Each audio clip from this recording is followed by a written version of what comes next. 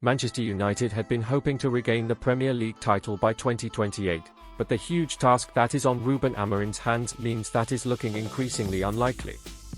Manchester United chiefs may have to ditch their Project 150 dream after realizing that it's going to take Ruben Amorim years to build a team capable of challenging for the Premier League. Chief Executive Omar Barada announced on his arrival at the club last summer that co-owner Sir Jim Ratcliffe had set his sights on taking the title back to Old Trafford by 2028 to celebrate United's 150th anniversary. But the stark reality of the monumental task facing manager Ruben Amorim has since kicked in.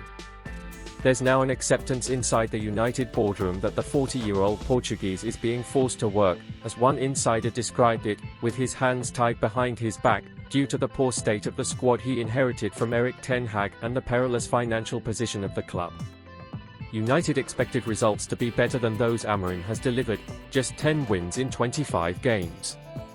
But with Ratcliffe's Ineos group currently implementing an overhaul of how the Reds go about their business from the academy level to the first-team squad, after striking an ownership pact with the Glazer family just over a year ago, there's an awareness that the former Sporting Lisbon coach must be given time if he can't be bankrolled in the transfer market. Amorim felt he could get more from the current squad when he came in, and there have been some encouraging results, added the source. But there's no getting away from the fact that overall it's been a really tough watch, and that it's going to take a lot of time and patience to get the team to where they should be. You've got to be brave or foolish to think winning the league by 2028 is doable from where United currently are. It will soon be 12 years since Sir Alex Ferguson retired after winning the last of his 13 Premier League titles. Barada's reputation is wedded to Amorim succeeding.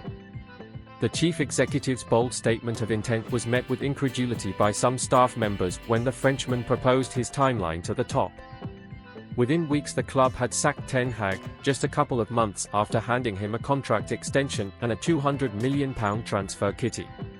It was Barada, the executive recruited from rivals Manchester City, who was the driving force behind the appointment of Amorim, despite warnings from sporting director Dan Ashworth that the squad would have to be revamped to fit the Portuguese's playing philosophy. Ashworth followed ten Hag out of the club less than 5 months after United paid £5 million in compensation to prize him away from Newcastle. Ineos are fully aware that if they make another knee-jerk managerial change, they risk losing the dwindling goodwill of disillusioned fans. It cost them £10.4 million to sack ten Hag and another £11 million in compensation to appoint Amorim.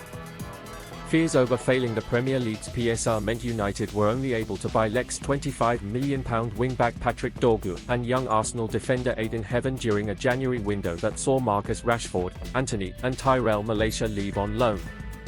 Securing the permanent departures of those three, as well as the likelihood that Chelsea will be obligated to pay £20 million for Jadon Sancho, will help to ease the stress that comes with servicing debts of £773 million.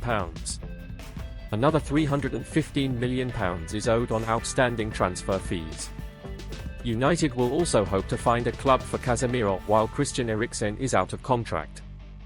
Promising youngsters like Harry Amas, Jack Fletcher, Sekou Kone, Jack Moorhouse, Tyler Frederickson, Ely Harrison, and Godwill Kakonki are all pushing for places in Amorim's squad for the clash with Arsenal at Old Trafford after coming through an academy that has produced a team good enough to reach the semi-finals of the FA Youth Cup.